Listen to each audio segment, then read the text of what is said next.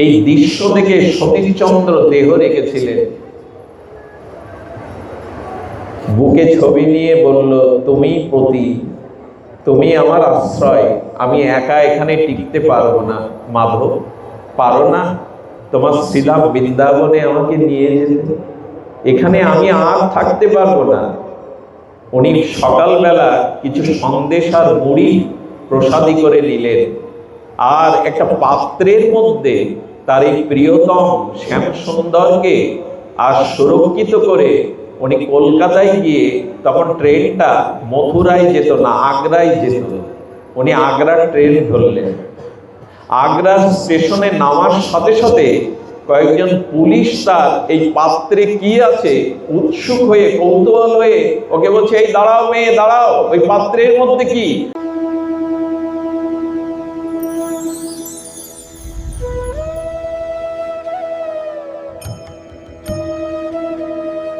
আসলে 2 দিন আগে স্বাধীনতা আন্দোলনে 2 দিন আগে তখন বোমা দ্বারা কয়েকজন মানুষ এই স্টেশনে মারা গেছে। গোয়েন্দা বিভাগের লোকজন তারা ওকে ওই যে পাত্রটা থেকে লাল কাপড় দিয়ে ঢাকা স্পর্শ যেই করতে গেছে, আবার জ্যোতি, আবার সেই ঠিকরানো জ্যোতি, সেনারা ছিটকে পড়লো, বললো ওর দিকে এগিয়েও না। সন্ধ্যা নেমে গেছে, ব্রজের পথে আজ একাকী গৌরী, এই চতুর্দশ বর্ষিয়া রূপ ও লাবণ্যময়ী গৌরী, হৃদয়ে তার গোবিন্দ, তার বক্ষে তার গোবিন্দ। 4 জন দুষ্কৃতকারী লম্পট যুবক বললেন, এই মেয়ে তুমি কোথায় যাবে? বলে, বৃন্দাবনে, যমুনা পুলিনে। এরা তখন দুর্বলতা পেয়ে বললেন, আমরাও তো বৃন্দাবন দর্শনে এসেছি, আমাদের সাথে চলো। দেখো, যেখানে আলো জ্বলে ওখানে টিকটিকিও সুযোগ পায় পোকাগুলো খাওয়ার। তীর্থকে পুঁজি করে, ধর্মস্থানকে পুঁজি করে অনেক মানুষ নিজের স্বার্থ সম্বন্ধের জন্য আসে। গৌরীকে একা পেয়ে ওরা পিছু নিয়ে বলল, আমাদের সাথে চলো। বনের মধ্যে অন্ধকারে যখন ওদের পাশবিক প্রবৃত্তির জন্য হাত বাড়ালো, আবার সেই আলো, আবার সেই রক্ষা। কে রক্ষা করবে আমাদের?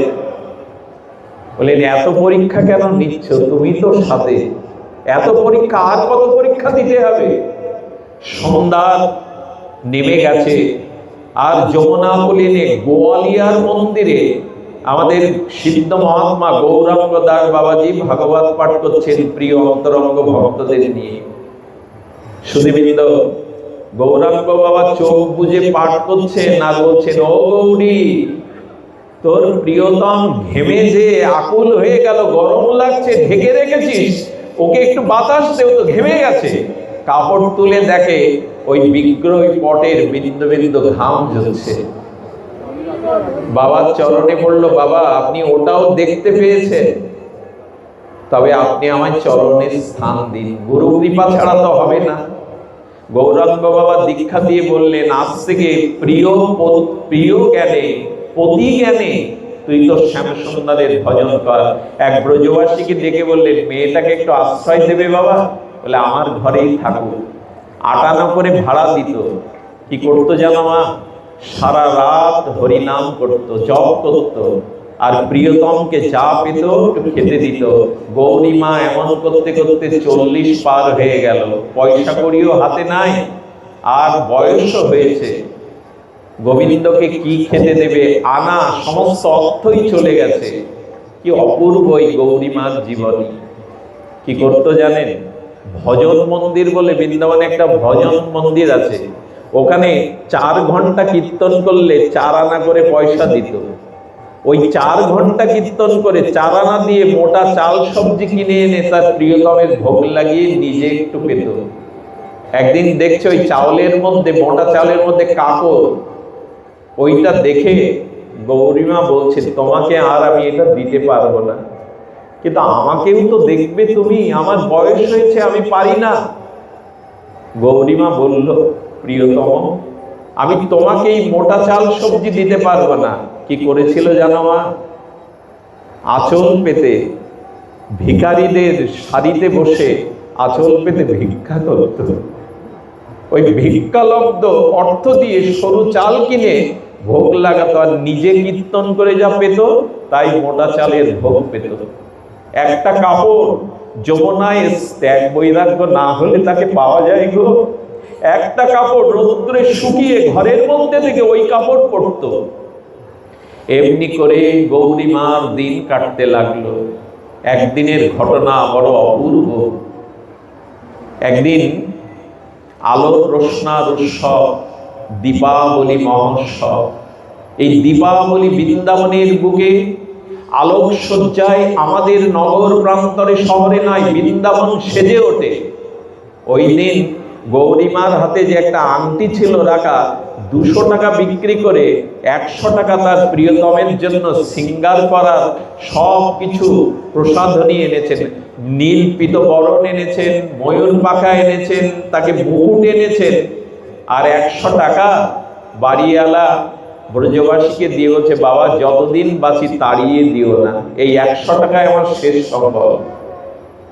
যখন সাজিয়ে আরতি দেখাচ্ছে, গোবিন্দ ভেতর থেকে বলছেন, বিগ্রহ থেকে কথা আসছে, ও গৌরী, সারা জীবন তো নিজেকে সাজাওনি, একটা ভালো কাপড় পরনি, আজ দীপাবলির দিনে তুমি সুন্দর বস্ত্র পরে সেজে সিঙ্গার করে আমার সামনে এসো, দেখি তোমায় কেমন দেখায়।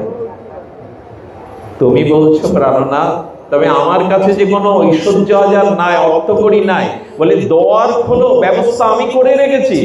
দোয়ার খুললে ব্রজবাসী বাবা বলছে, ও গৌরী, আজ দীপাবলির দিনে ভালো একটা কাপড় পরবি না মা? এই নে, এই 20টা টাকা নিয়ে একটা কাপড় কিনে আজ একটু নিজেকে সুন্দর করে সাজাতো। সব ব্যবস্থাই তো তার প্রিয়তমা করে রেখেছে। যমুনায় স্নান করে চুলটাকে আশ্রিয়ে সুন্দর কাপড় পরে আর আলতা রাঙার পায়ে তার প্রিয়তমের সামনে যখন এসেছে, ভগবান প্রকট হয়ে গেলেন। গৌরীকে জড়িয়ে ধরে বললেন, গৌরী, কি অপূর্ব তোমায় মানিয়েছে, সারাটা জীবন আমার সুখের জন্য সব ত্যাগ করেছো, বড় অপূর্ব লেগেছে। সারা রাত তার প্রিয়তমের সাথে কথা বলাতে শেষ ভোরবেলা বিবাহ পরিশেষে প্রিয়তমে বলছেন, আমি তো এইভাবে তোমার সাথে থাকতে পারবো না, আমি অপ্রকাশ হচ্ছি, তুমি কিছু চাইবে? আহা, গৌরী মা তার প্রিয়তমের হাতটা মাথায় দিয়ে বলছে, আজকে একটা জিনিস চাইবো, দেবে? বলো, কথা দাও, দেবে? গৌরী, সর্বস্ব দিয়েছ আমায়, তোমাকে অদেয় কিছু নাই, বলো কি চাই? বলে, আমার শেষের দিনে তুমি আমার সাথে থাকবে তো?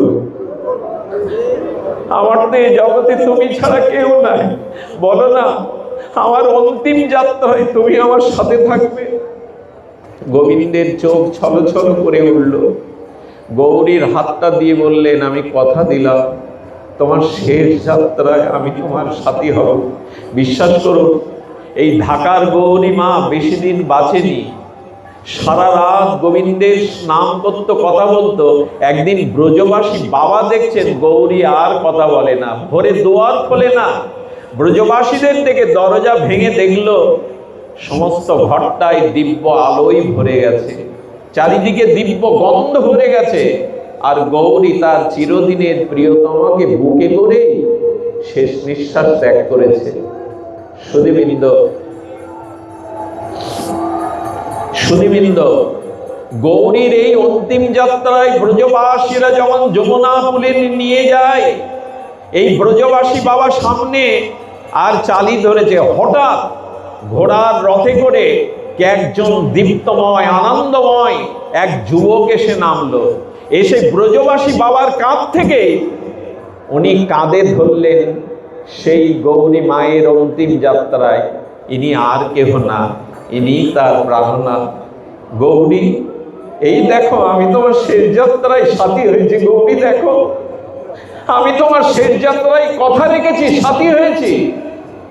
গোবিন্দ নিজে গৌরীমাকে যমুনার পুত জলে স্নান করালেন, সিঙ্গার করে দিয়ে যমুনাকে বলছে, কালিন্দী, সারা জীবন আমার গৌরী আমায় ভালোবেসে কিছু পাইনি, আজ তুমি আমার নিত্য ধামে নিত্য লোকে ওকে নিয়ে চলো। ওকে আমি আর এই জগতে, বড় জগতে কষ্টে রাখতে চাই না।